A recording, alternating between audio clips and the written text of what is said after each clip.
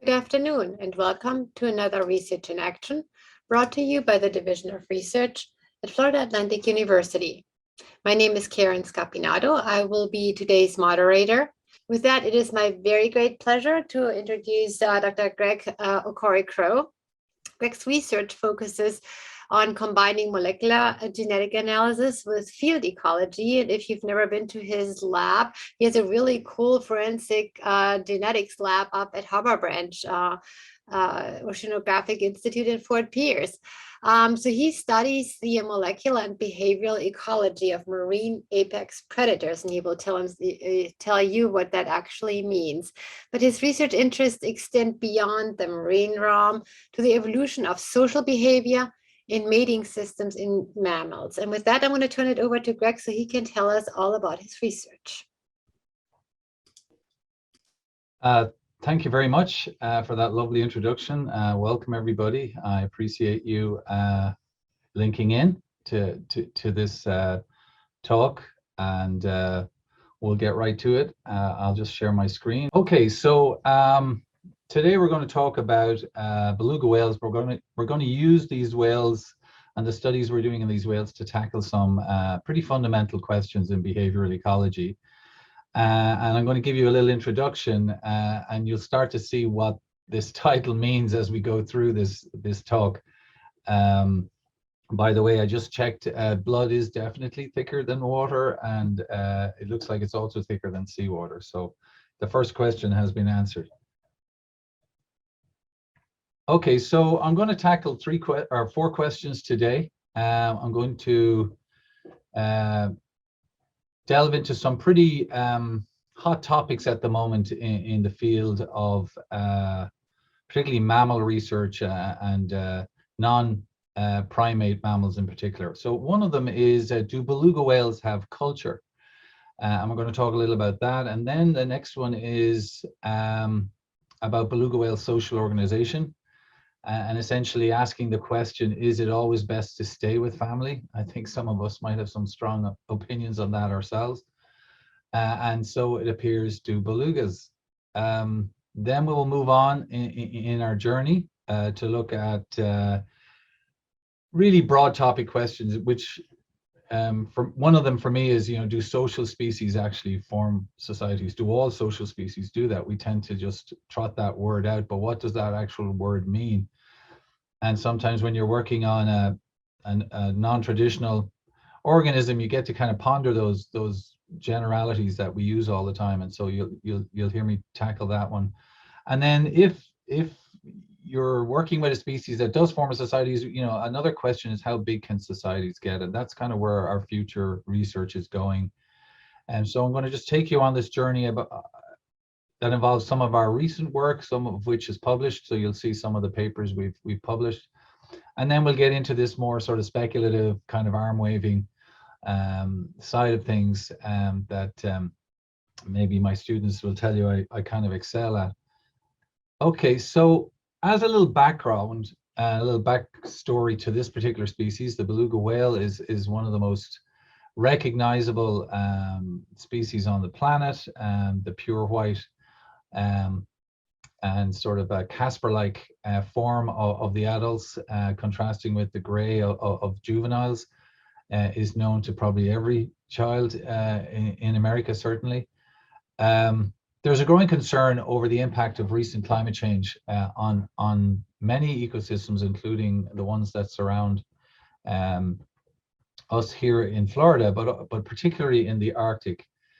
And there's also a lot of concern over the impacts of this change on indigenous communities that rely on those ecosystems. And I'm very fortunate to kind of work in these two sort of aspects of climate change.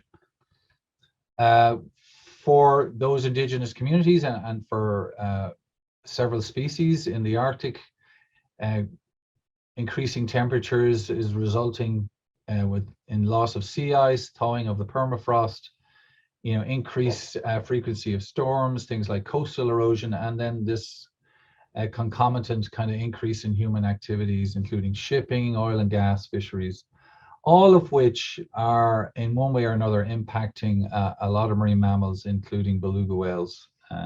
you can see here. Marine mammals are among the most iconic species of the Arctic.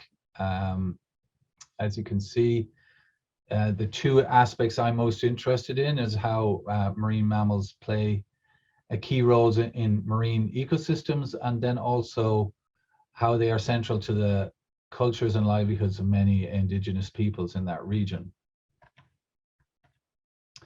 There's increasing concern that Arctic marine mammals are particularly vulnerable, and we'll go into that, and especially Arctic whales. And by Arctic whales, I mean beluga whales, bowhead whales, and narwhal. So why should we be concerned all the way down here in Florida? Well, what happens, in the Arctic today, could happen in Florida tomorrow. So they really are harbingers of the change that's coming. With beluga whales and these other Arctic whales, there's a couple of issues that may make them quite vulnerable. They tend to have small population size. They're slow reproducers. They are long-lived. We could get to that maybe at question time as to why I think that could be a key ace in their deck. They're ecological specialists generally, creatures of habit, and a lot of populations are quite isolated, and so are extra vulnerable to a range of things, including diseases and new predators and new competitors. And then on the flip side of the equation, obviously, we have this growing list of potential impacts. Some definitely are already impacting these populations, such as changes in their habitat, both sea ice, prey distribution, increases in human activity, as I mentioned, and then all these other emerging problems that come along with that, including diseases, etc.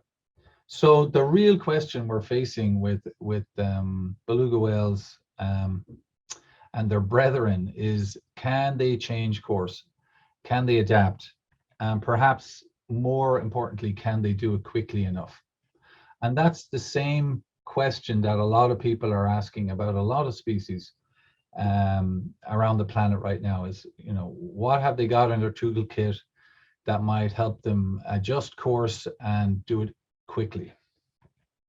So an overarching concept of a lot of the work we do here is to do with resilience, which is the long-term capacity of a system to deal with change and continue to develop.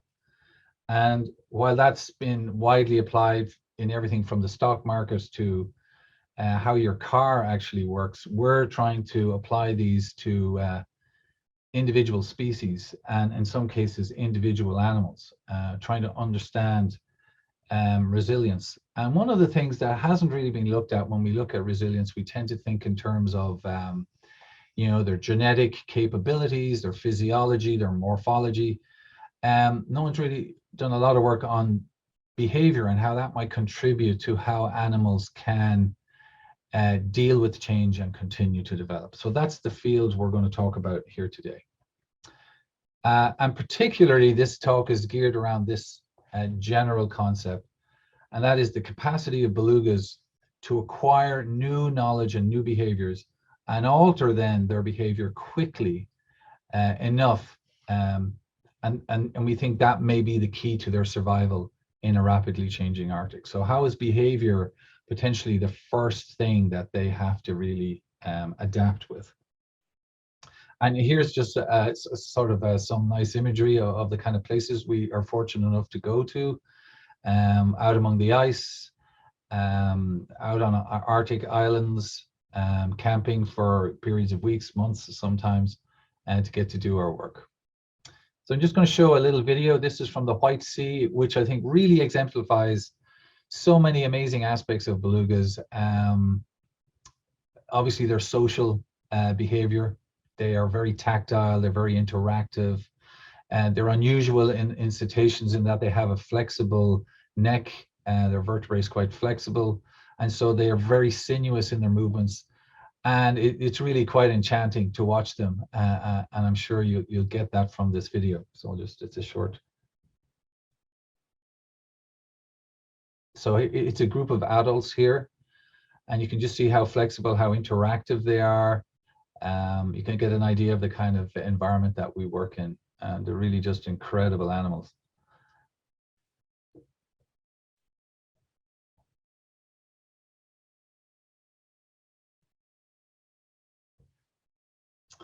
Okay, nice shots from the White Sea. So one of the things I'm particularly interested in is this kind of tug of war between vulnerability and resilience, and I won't really take that concept much further in this particular talk, but that's also part of the backdrop of understanding how we can make better decisions when we assess species like the beluga and their ecosystems. So in this short video, I think this gives you an excellent indication of two really beautiful aspects of beluga whales. One is the incredible diversity of their grouping patterns, and the sophistication and sort of lyric quality of a lot of their vocalizations, which are probably two key elements that are suggesting, you know, to people like me that they probably have very complex social lives. So it has always been intriguing. So I'm just going to show you a little video of that, and turn up your speakers or your audio. You'll hear the vocalizations as well.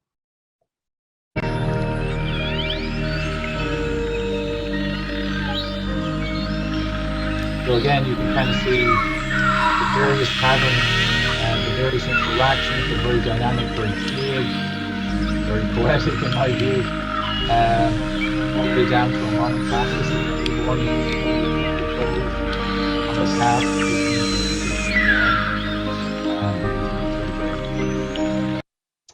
Okay, just another little sort of tidbit of the animal we're going to be talking about.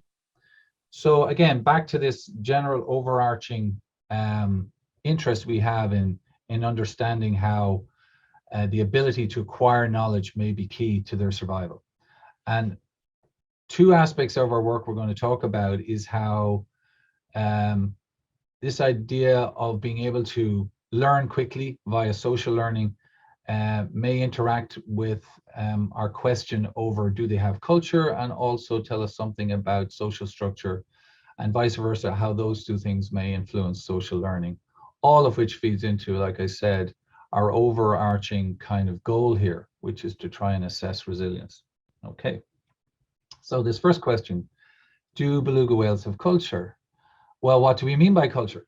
And so let's start there. We don't mean this kind of culture. We don't mean this kind of culture, but we mean something more like this. And this is a picture of Bedouin in North Africa, migratory people who have a very rich migratory culture. And here are some of the kind of concepts we're going to talk about today. Human anthropologists look at culture in this context typically, where cultural inheritance refers to the storage and transmission of information by communication, imitation, teaching, and learning. John Maynard Smith, the great evolutionary biologist, put the idea of cultural inheritance in evolutionary terms and called it the most recent major evolutionary transition in the history of life on Earth. So that's pretty powerful coming from such an esteemed evolutionary biologist. We're going to drill down a little more to what people like myself define culture as in non-primate or certainly species other than humans, which is culture is information or behavior shared within a community, which is acquired from conspecifics through some sort of social learning. So that's what we're going to talk about today, this idea of how belugas acquire information, if they form communities, if they, you know, use social learning, if indeed they have culture. So some of the elements of migratory culture, not just for mammals, potentially like whales, but also for humans, is it's a particular kind of culture that is centered around seasonal migrations and social behavior among the people who are involved in these cultural activities. Kinship can be a huge part of that, you know, that you travel with people you're related to, people you cooperate with, care about. And then you have potentially strong fidelity to traditional areas or philopatry over time. There are certain places you need to get to, there's certain routes you need to take. and learning those roots, passing those on, develops into these very sophisticated cultures, as we have observed in many human populations. So that can happen in cases of migratory peoples across the globe, but we see cultures emerge in similar sort of migratory behaviors in everyday life. People who travel to hallowed stadiums once a year to watch their team perform. Together they have an identity, they have symbols of that particular cultural tradition, they pass it on, and people learn from others. It has all the elements of culture. And then, of course, there are very interesting documented cases on other species. For example, elephants that trek across vast areas of the savannah on very traditional routes, and we believe all those elements are there. So that's the sort of backstory to the pieces that probably are needed, the ingredients for a migratory culture to emerge. So belugas are very strong candidates for this. They're highly social, as you can see there. They have this very diverse grouping behavior. We know that some form long-term associations. They have a lot of social interaction. And then, as I said earlier, they have this really sophisticated acoustic communication, which suggests they're probably capable of very complex cognitive as well as communicative capabilities. So the question now is this telling us that maybe belugas do form communities? Maybe they do form complex societies, maybe they do use social learning. If we can get at those issues, maybe we can test whether in fact they have culture. So that's what we're doing. First of all, belugas are masters of migration. They undertake these epic seasonal migrations. Indigenous people have documented for thousands of years how some of the migration routes and some of the migration destinations seem to have been used for time immemorial. So this is telling us that maybe, as well as migrating, belugas actually have favorite places that they go back to, possibly even generation after generation. They could be philopatric to these. From a management perspective, that could mean that you have different populations doing different things and being demographically quite independent from each other. But it also suggests that these are socially learned traditions. And that would be a very strong case for migratory culture in a non-primate species. So we've tackled this from a number of different aspects over the years. We've worked very closely with our Indigenous friends, partners, communities, and listened to them and documented a lot of their traditional knowledge.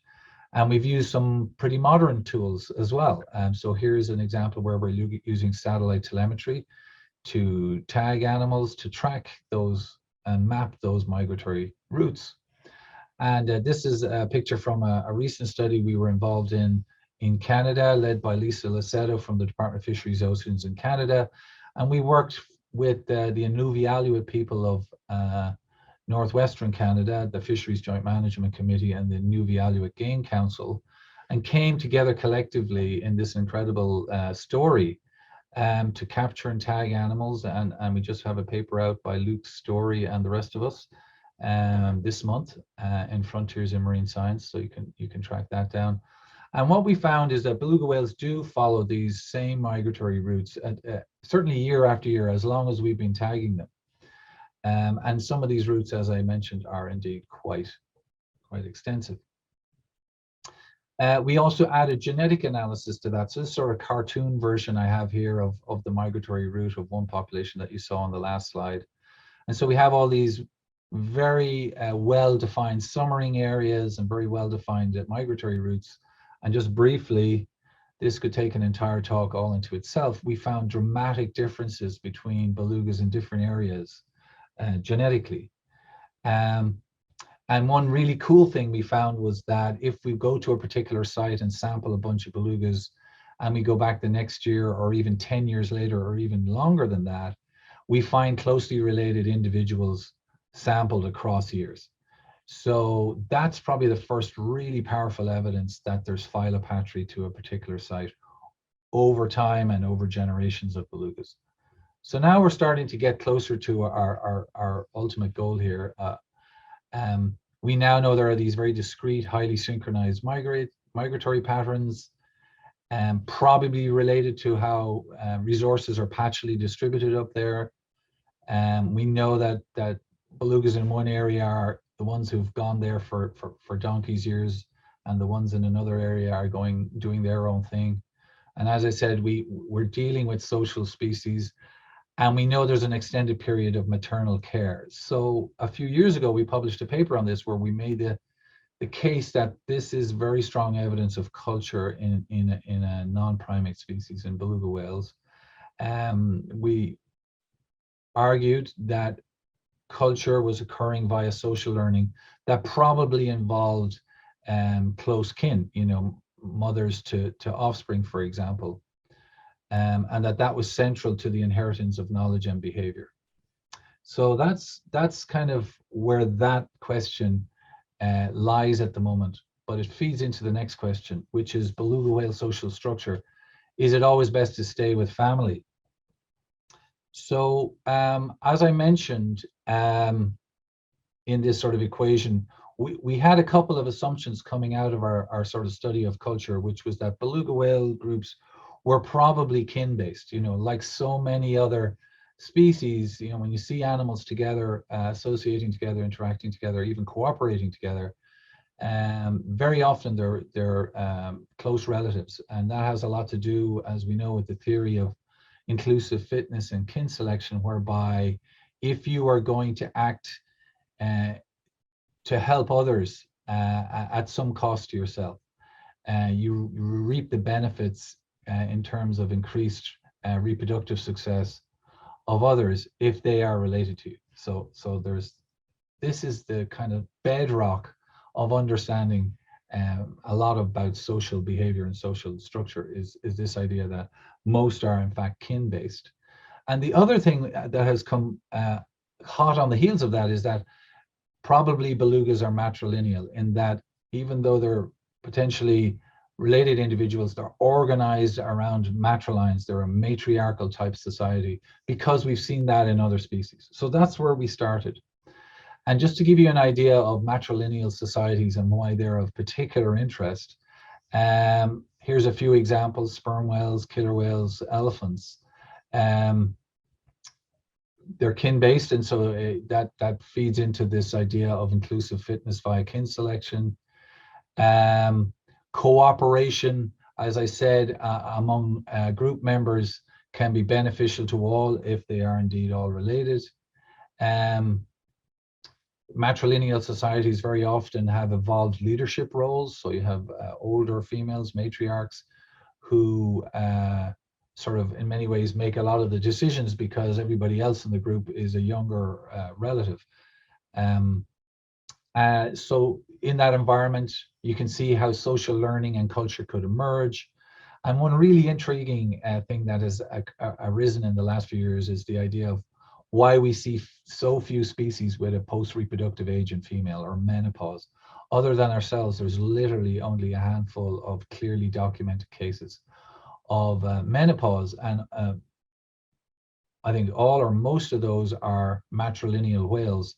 The argument being that for older females, it's adaptive, or it's essentially a smart move to stop reproducing and therefore stop competing directly with other females that may be your daughters or even your granddaughters, and instead switch to assisting them. Because let's face it, back to question number one, kin selection, they're all in the family, so everybody wins. So the grandmother effect, as we know. But belugas, where do they fit into this? So this is what we set out to tackle a number of years ago through various means, collecting samples from tagged whales, from hunted whales, from biopsied whales. Huge international collaboration. We actually looked at 10 locations right across the Arctic, from Alaska to Canada, Norway to Russia.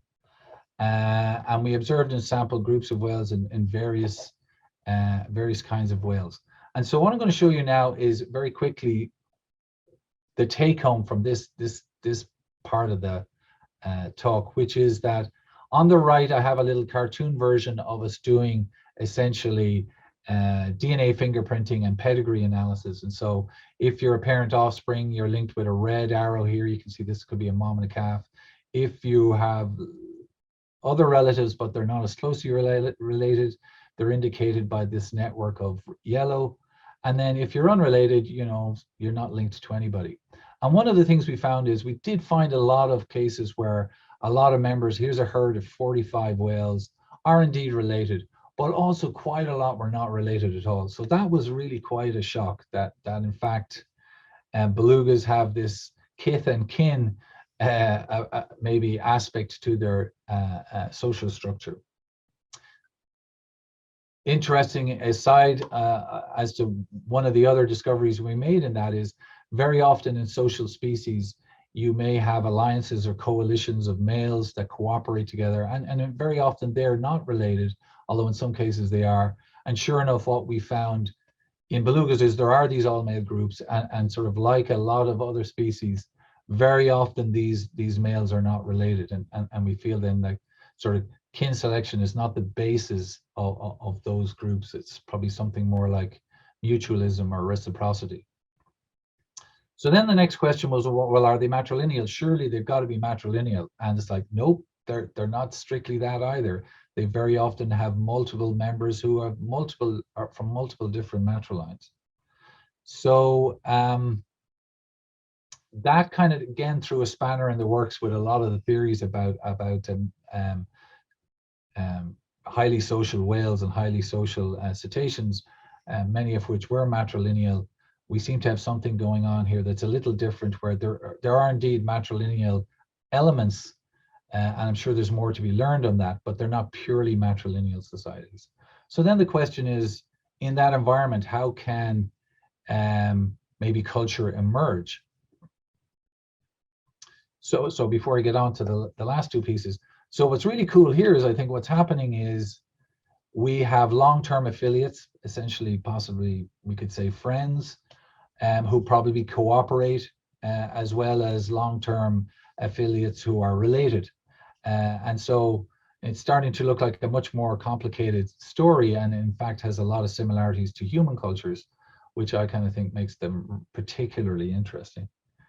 Okay, so I'm kind of moving through things pretty quickly here. So those were the two basic pieces of findings we found over the last few years. And then just in the last year or two, during COVID, we sort of sat down and tried to crank through a lot of data and a lot of genetic samples to get at some broader, bigger kind of questions. And one is, do all species, as I asked earlier, form societies? Do all social species? So let me elaborate what I mean by that. Is, first of all, what is a society? There are a lot of social or gregarious species out there,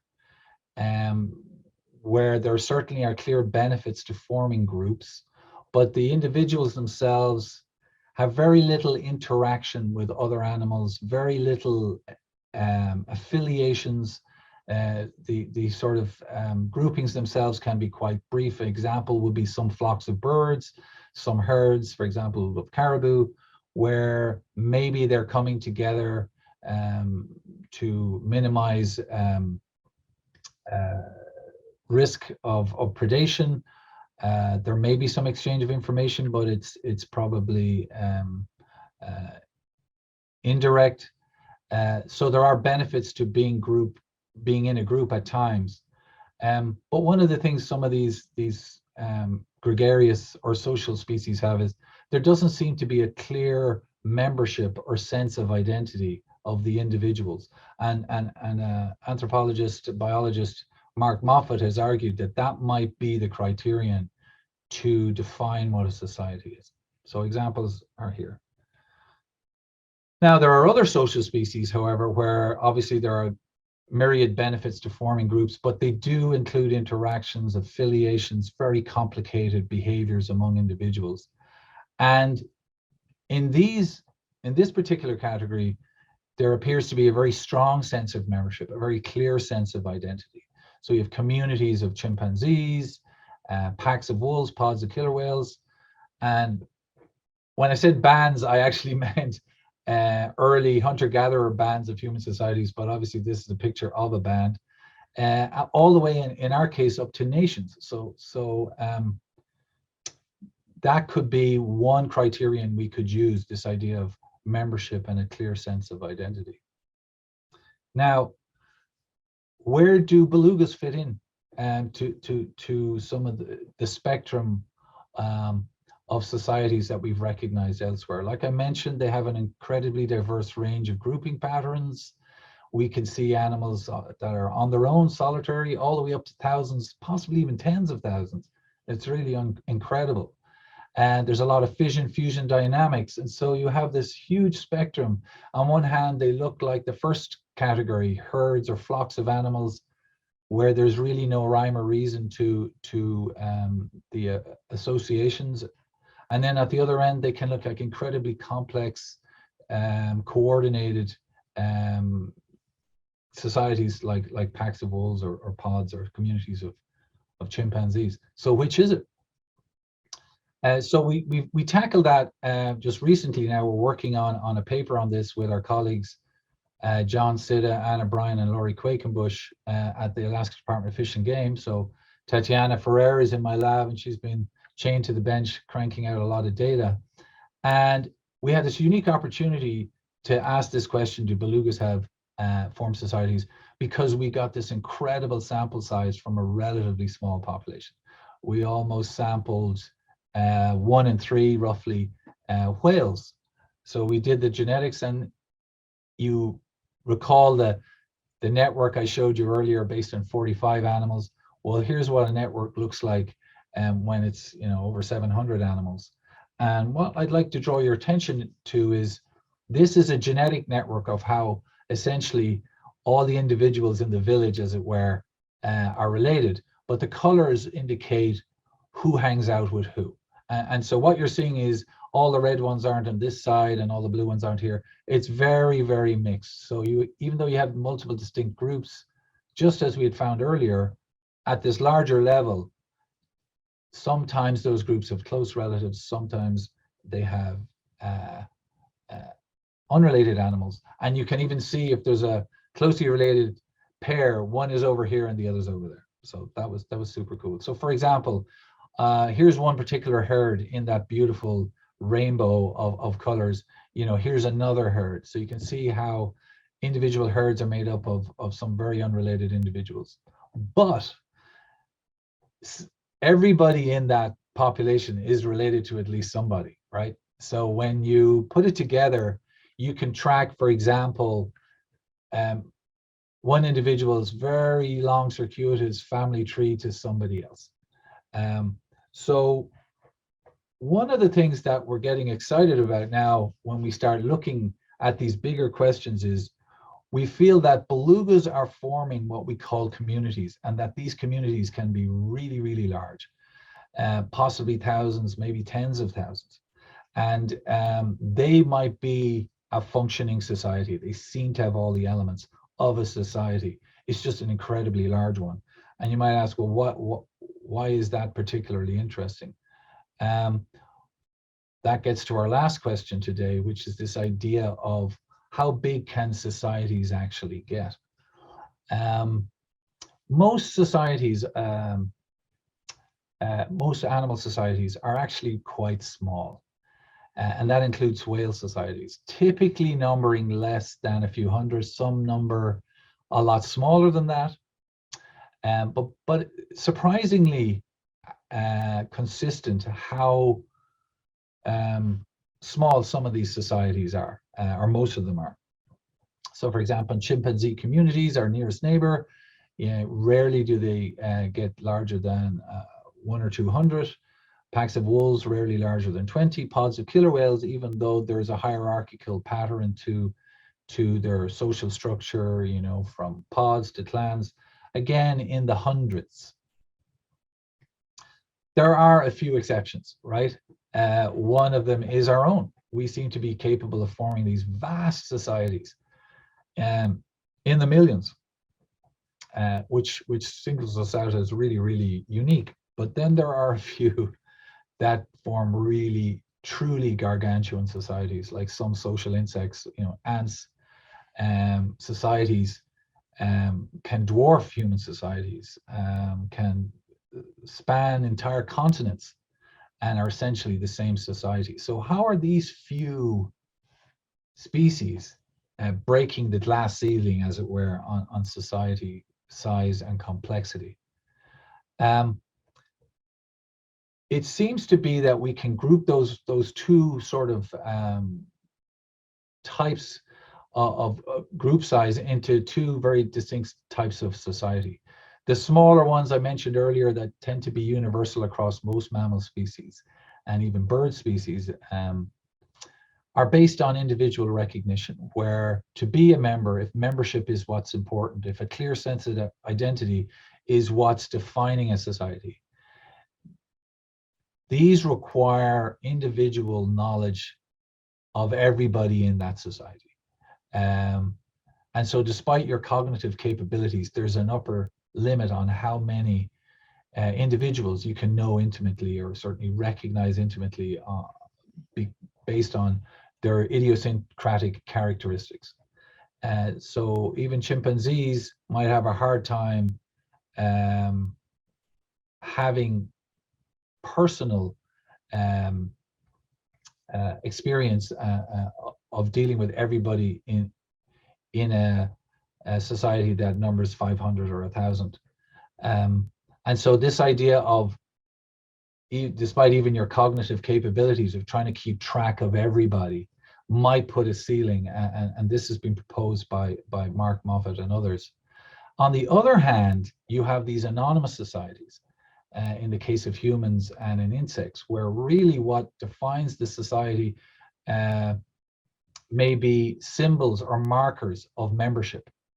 How people dress, how they look, their accent, the flag they fly.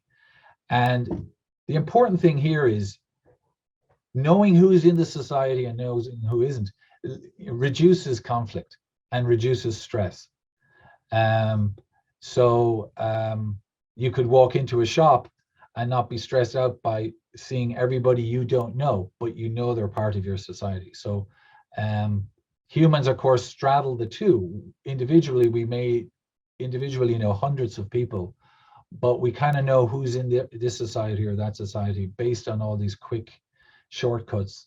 And then obviously, social insects, ants in particular, they don't know anybody intimately at all, but they can recognize who's a member, who isn't, friend from foe, based on chemical cues. And if you've got the wrong chemical cue, that's curtains for you. So this is getting us into these interesting sort of debates about, not just where belugas fit into this, but what is a society. And of course, belugas are really interesting because on the one hand, they seem to function like the ones on the left, but on the other hand, maybe they have broken the glass ceiling. And these communities may function on a much larger scale, possibly thousands or tens of thousands of animals, where they don't actually know everybody, but they can recognize everybody. And that could have a lot to do with vocal signatures and what have you. So this is a really exciting area where we're trying to get to, is could beluga sort of be, straddle a lot of these questions that I've laid out to you today. So just going forward, I know I've given you a lot of information there, but I just want to give some time for people to ask questions. Obviously, with all of this sort of really interesting work that we're trying to do, we're constantly brainstorming about new ideas. And a huge challenge with belugas and working in the Arctic are getting access to animals. And we've been very fortunate with the technology we've been able to bring to the table, whether it's telemetry or genetics or genomics or acoustics. And so we're starting to move into a new generation of kind of questions and approaches, and to get a more complete picture of just how belugas interact with each other, how they learn things, how they transmit that knowledge from one individual to the next. And of course, this has a huge amount of relevance to a changing Arctic. You know, they're going to have to learn very, very quickly. And just to give you an example, culture, of course, is a double-edged sword. You know, on one hand, traditions have seen people through a lot of hard times and are very valuable, but there's also a danger of being hidebound by tradition when things have changed. So we're concerned a bit that belugas are sort of so traditional in some of their habits that could expose them to risk. Now the flip side of that is when you're a social species and you innovate and you learn a new idea, or somebody takes a risk and learns something new, that can spread rapidly. It can go viral very quickly. So we're working with others here at FAU, including Han-Shi Zhuang and his team, who are going to apply sort of machine learning and artificial intelligence to looking at patterns in beluga behavior.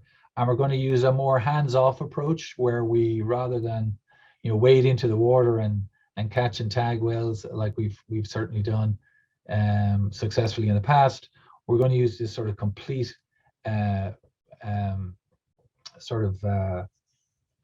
mobile box of remote sensing equipment, drones, underwater cameras, acoustics. So there's a number of people here, including Bing Ouyang as well, that we're working on some of this technology. Those new tools will allow us to do new explorations and make new discoveries, hopefully. We have a very exciting project that's sort of been on hold for a few years because of COVID. And we're collaborating with the National Geographic, Fisheries and Oceans in Canada, and the Nunavut Wildlife Management Board and Wildlife Management Trust in Nunavut in the Canadian Arctic, to do some of this research next year, to go in the field in a remote location, set up a camp, and just spend time with whales. So we'll keep you posted on how those things go. I really just want to say so many people have helped us over the years in this research. I can't enumerate them all. Florida Atlantic University and Harbor Branch have been very helpful in terms of facilities, salary support, and just being very, very enthusiastic supporters of what we do. Always encouraging us when we take these bold steps forward. I've had a wonderful team in my lab here, who are just a pleasure to work with, and a host of people I'd love to thank, and supporters from all over the Arctic. And I think we can get carried away maybe with the scientific questions and carried away with the technology a lot, but at the end of the day, it's just about spending time in nature, with in my case with whales. What a fascinating creature, and also realizing that I'm looking at these animals and what they do through my window, and sometimes I just get goosebumps thinking about how limited is our view really of the potential of some of these highly social species, and indeed how do they look on the world. And then also, obviously, I would just end by saying, personally for me, a lot of it is just about taking the road less traveled. So thank you very much. And if you have any questions, I'll be happy to answer them.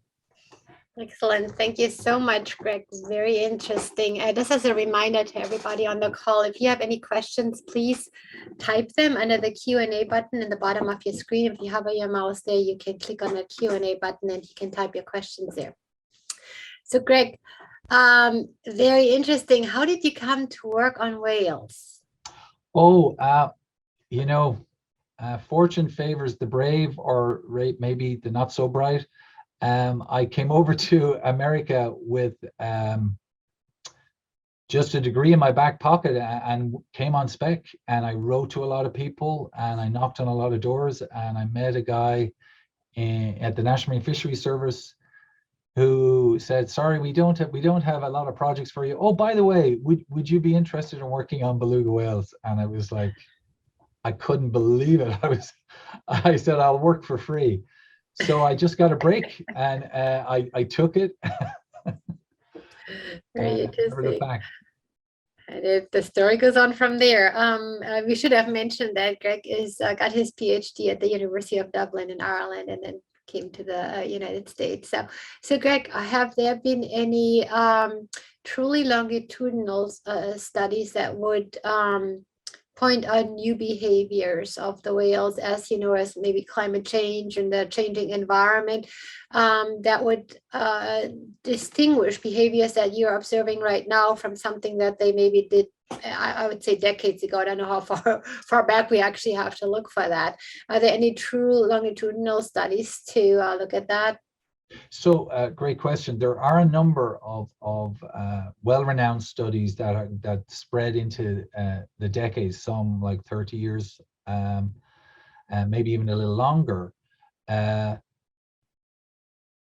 a lot of those studies that I'm aware of have been able to detect a shift. But one of the things we did detect, really interestingly, working with indigenous communities, was looking at the arrival of whales and the departure of whales at particular coastal locations over the last several decades. And then we did the genetics. And one of the things we stumbled upon with the genetics was there were a couple of years where the genetic signature changed and then sort of went back to the traditional signature. In other words, a different group of whales had arrived in a particular time or a particular month.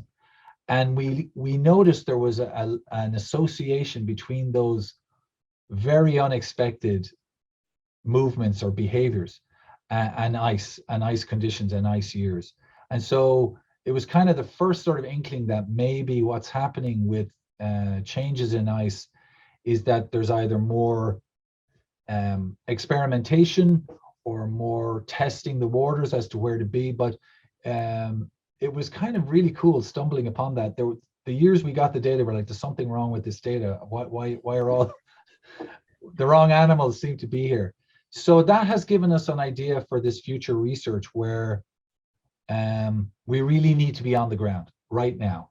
And you know, as shipping increases, as noise in the Arctic increases, indigenous people want people on the ground and say, you know, we're seeing some changes here. You guys need to be here. So, yeah.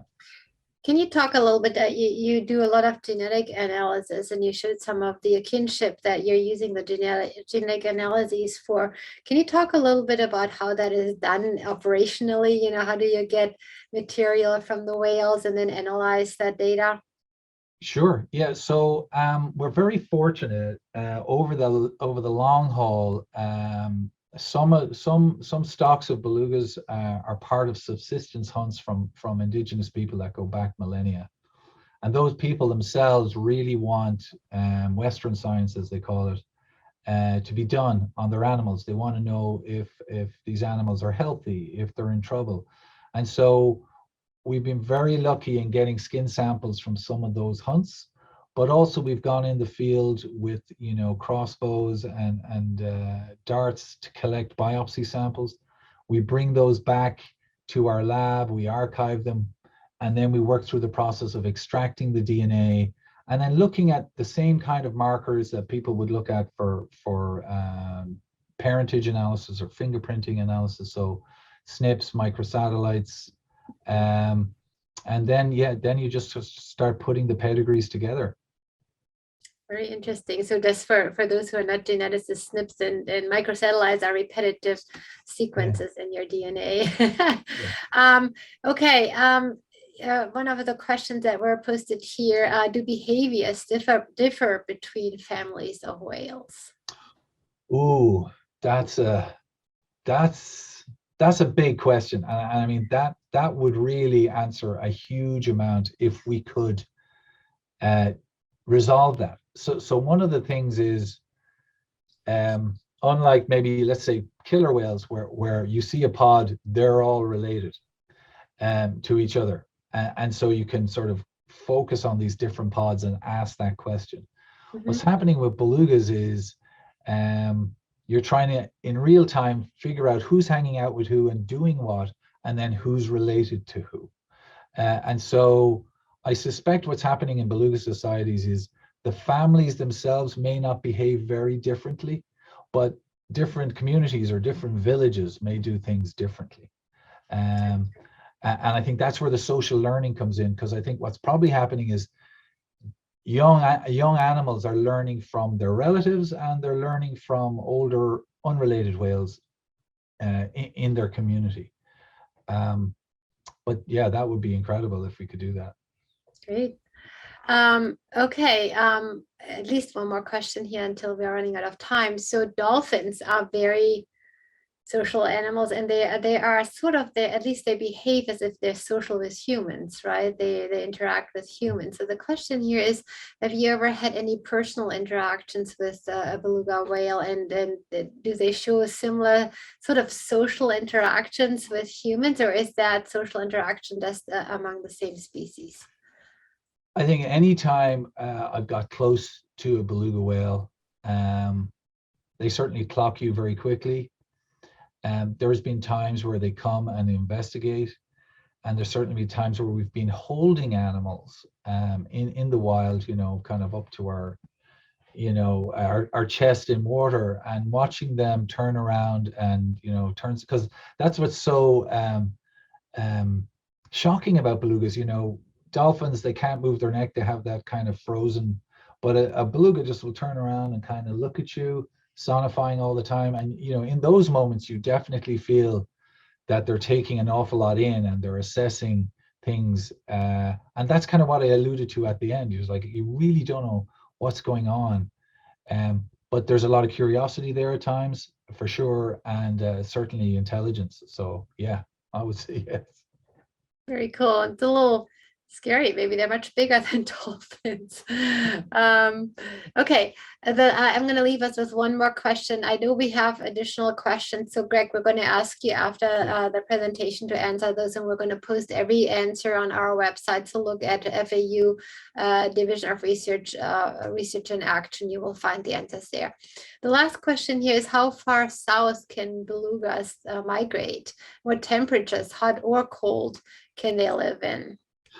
Well, typically south of 60 degrees north is unusual. The Okhotsk itself extends, that's over in the Western Pacific, extends lower than that, but it's essentially an Arctic, subarctic system.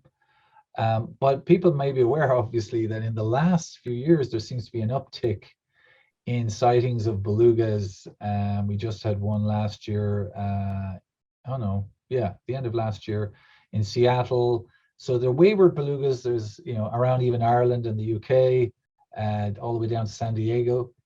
But about 60 subarctic waters, I think is a good rule of thumb. Excellent. They're making all their way all the way down to San Diego. That's pretty far south, actually. Yeah, they're going on holidays. I don't know, but very nice. Thank you so much, Greg. We okay. will post the remaining answers on our website. And thanks again for your information. Feel free to contact Greg if you have any additional questions or you'd like to follow up with And thank them. you to everybody who tuned in, and thanks to the Research and Action team for asking me to speak. Thank you very much. Have a great rest of your day. Bye. Bye.